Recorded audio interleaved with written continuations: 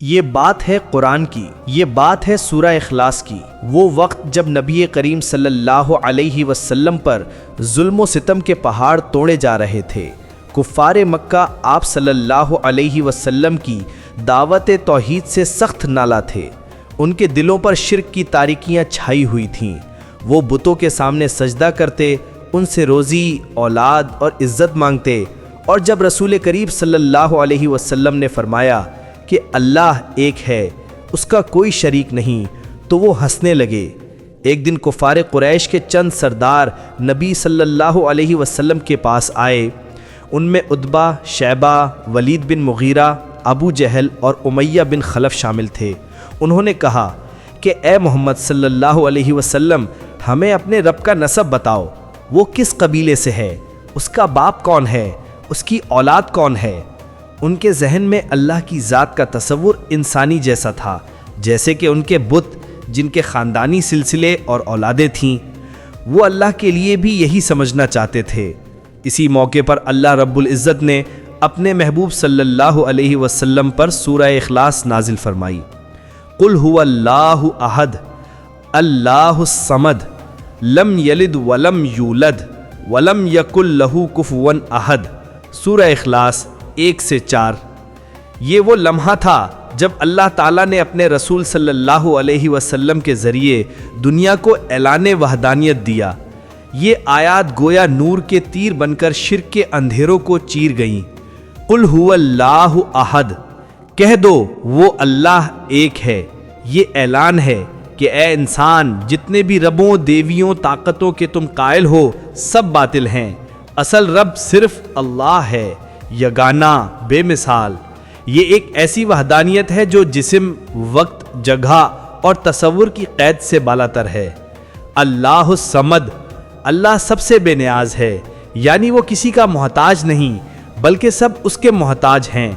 یہ آیت مومن کے دل کو سکون دیتی ہے۔ جب انسان تنہا ہوتا ہے، مایوس ہوتا ہے، تب یہی لفظ دل کو سہارا دیتا ہے۔ اللہ صمد ہے، وہ سن رہا ہے، وہی مددگار ہے۔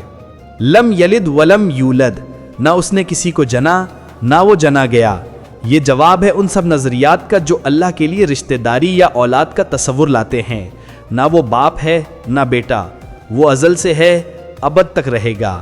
وہ پیدا نہیں ہوا بلکہ سب کچھ اسی کے امر سے پیدا ہوا، اور اس کا کوئی ہمسر نہیں۔ یہ آخری آیت ایک الہی مہربانی کی مہر ہے۔ اللہ نہ کسی کے جیسا ہے، نہ کوئی اس کے برابر ہو سکتا ہے۔ دنیا کی ساری طاقتیں، بادشاہ، دولت، علم سب فنا ہیں، صرف اللہ باقی ہے۔ سورہ اخلاص محض 4 آیات نہیں بلکہ پوری توحید کا نچوڑ ہے۔ رسول صلی اللہ علیہ وسلم نے فرمایا، یہ سورت قرآن کے 1/3 کے برابر ہے۔ صحیح بخاری۔ جب کوئی مومن خلوص دل سے اسے پڑھتا ہے تو گویا اس کے سینے میں نور بھر جاتا ہے۔ یہ سورت دل کے خوف، وسوسوں اور فکری بوجھ کو دھو دیتی ہے۔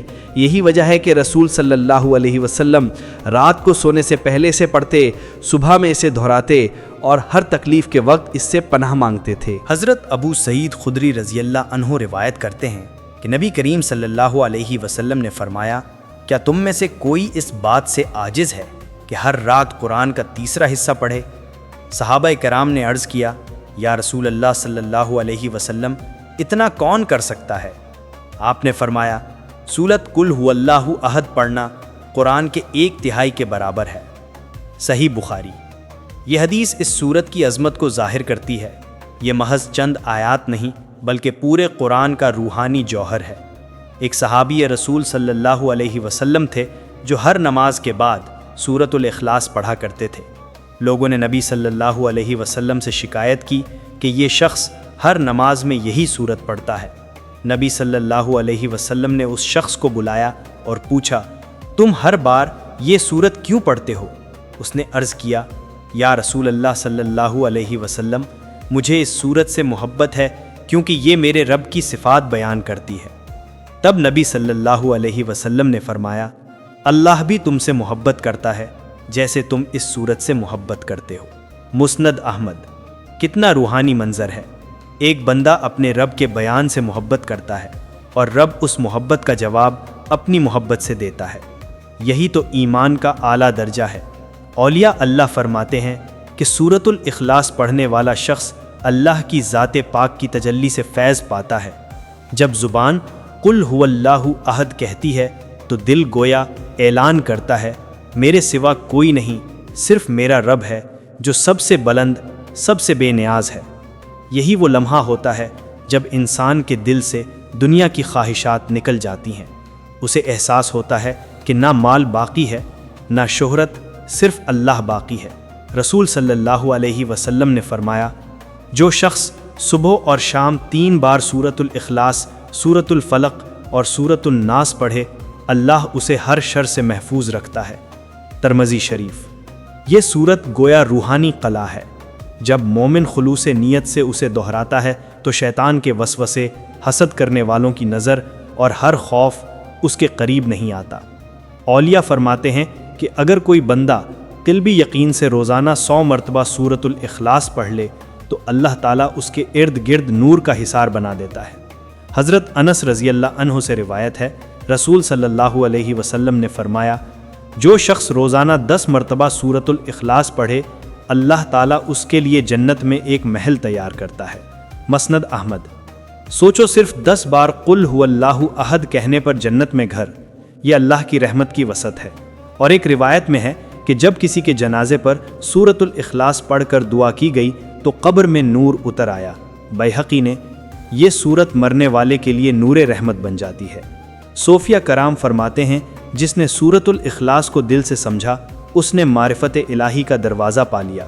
حضرت جنید بغدادی رحمۃ اللہ علیہ فرمایا کرتے تھے کہ قل هو اللہ احد پڑھنا دل کے اندر سے میں کو مٹانے کا عمل ہے۔ جب بندہ یہ مان لے کہ صرف وہی احد ہے تو اس کے اندر کا انا ختم ہو جاتا ہے۔ اسی لیے بعض مشائخ روزانہ ہزاروں بار سورۃ الاخلاص پڑھتے تھے تاکہ دل کی گہرائیوں میں توحید کا نور جاگزین ہو جائے۔ اگر کوئی بندہ زندگی میں مشکلات میں گھرا ہو، دل بے سکون ہو، رزق میں تنگی ہو یا دشمن غالب ہوں تو یہ سورت سب سے مؤثر روحانی علاج ہے۔ باوضو ہو کر بیٹھیں، درود شریف 11 بار ابتدا و آخر میں، درمیان میں سورۃ الاخلاص 111 بار پڑھیں۔ دعا کریں، یا اللہ، جیسے تو احد اور صمد ہے ویسی ہی میری حاجتیں تیرے سامنے ہیں، اپنی وحدانیت کے صدقے میں میری مدد فرما۔ یہ عمل 7 دن تک کیا جائے تو دل کا بوجھ ہلکا ہونے لگتا ہے اور عجیب سا نورانیت کا احساس ہوتا ہے۔ جب بندہ قل هو اللہ احد پڑھتا ہے تو گویا وہ اپنے رب سے کہہ رہا ہوتا ہے، میں تیری وحدانیت کا گواہ ہوں، اے رب، میں تیرا محتاج ہوں، تو میرا صمد ہے، نہ میں کسی سے امید رکھتا ہوں، نہ کسی سے خوف، صرف تجھ سے مانگتا ہوں، صرف تجھ پر بھروسہ کرتا ہوں۔